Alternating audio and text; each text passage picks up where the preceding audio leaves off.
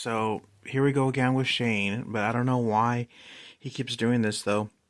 Nobody wants these phones once they have them. Like, yes, back the tactile features and having the keyboard and all this and that. It's like, yes, the physical buttons, you can press it, but it's still a gimmick because most people are just so used to having um a full screen or like what they call a slab phone, which I wish somebody could invent another word besides saying slab phone. I or just a regular phone now.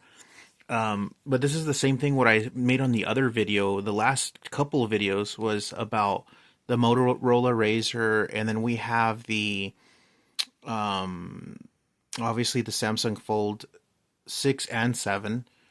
But I would love to see, and then of course we have the foldable phones like Google's Pixel Folds, Samsung's, and Motorola's going to go into their Fold, which is on their website that they're going to come out. But the thing is, if you guys notice and you look at my other videos, my past, I had the Samsung Fold 7 and then I returned it because it was crazy. Like the features on there for what you pay for that, like just the cost versus benefit was ridiculous. I didn't see, like, even to this day, it's just crazy to think that why somebody would even think of paying that. Like, once you think about it, like, that's literally PC style cost, bro. Like, be so for real. And that's with PC and accessories, a whole setup. You could literally get the table, the dual screen, even triple screen if you're lucky, a 49-inch monitor, um, if you're, depending on where you go, the full table, the soundboard, the mic, the camera, the keyboard, the mouse. Like you could literally, like if you start thinking about how much these phones cost, you could get a whole like setup of everything and a gaming chair, all that. Any chair really. And that's why it's kind of after hearing that, it's just like, I mean, most people, you get so much more.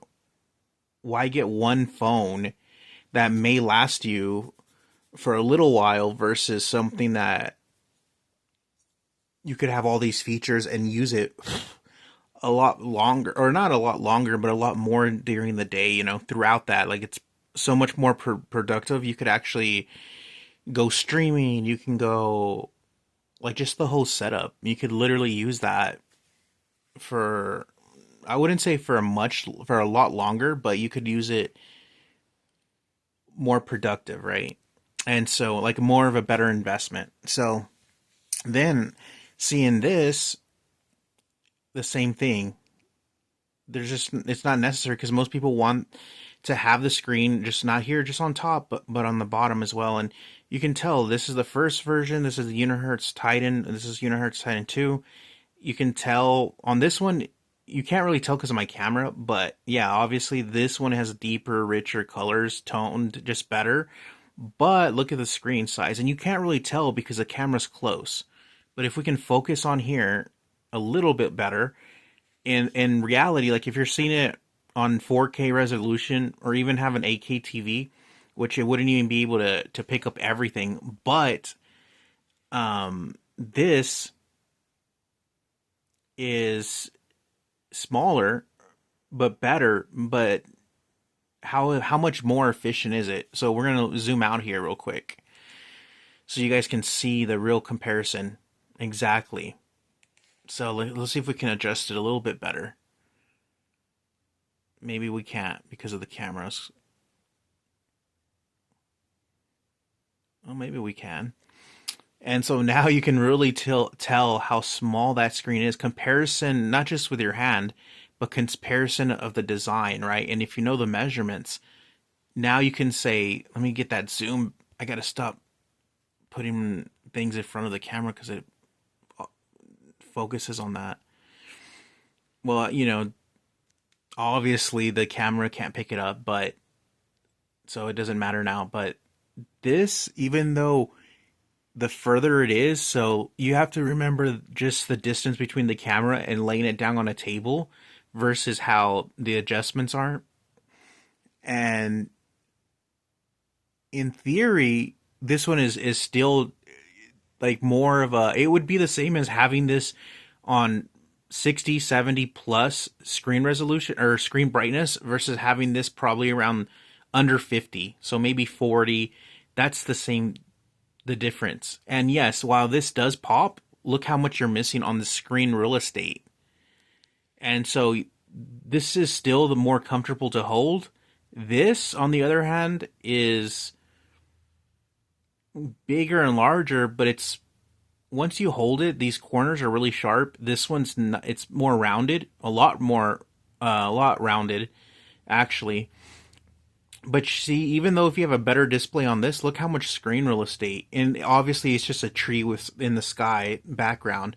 But if you could really take like any kind of photo and you're on any of these apps, like it is a smartphone, it just came out, but these apps are not made for this format. And then that's what I said, like, and I go back and then bring it back and tie it all together, is that, you know, in a few months, Apple's going to come out with their first foldable phone, and then it's going to be a 3:4 aspect ratio, so it's going to be a lot smaller, shorter like this, but it's probably going to be, all of this would be a screen, and then you open it up, so it's going to be more like this. That's all they do. So it's just like, well, why would you get this if you could have this, plus it opens up to a larger screen? And then, of course, we'll see where Google goes, because Google had a great device in 2023, their first Google Pixel Fold or foldable phone. And then Samsung, remember I told you I had the Samsung Fold 7?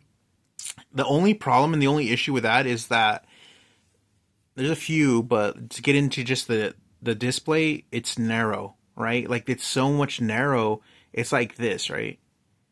And so that's what I always say. It's like, why do this if there's so many different alternatives to either a foldable, a regular slab phone? Like, it just has so much more benefits, that where more people are seeing this design, but a lot of people, and majority of people, like what I thought, why not just get a regular slab phone then? If it's going to be in between that and you're not sure, at least you get the best of both worlds. But in this scenario, if you still kind of like that type, then if you want a physical keyboard, that would be closer to the flip phones, right? Like the Motorola Razr or the Fold 6 or Fold 7. And you can add the physical keyboard to that, so. But like I said, there's nothing here that I haven't seen already. The same thing that they came out with this, and I've seen another version of this like back in 2023, but these used to be, like, we go way back during the BlackBerry days and how HTC and all these phones used to be like this. More people are looking and wanting more of a sidekick, like a switch, right? Like a switch that turns into more, not into a flip, but more, they like that kick flip. That's what they called it, the kick flip. They like that swing out rotation display. And I can tell, like, yeah, because it's like the Switch. So, like, people love that.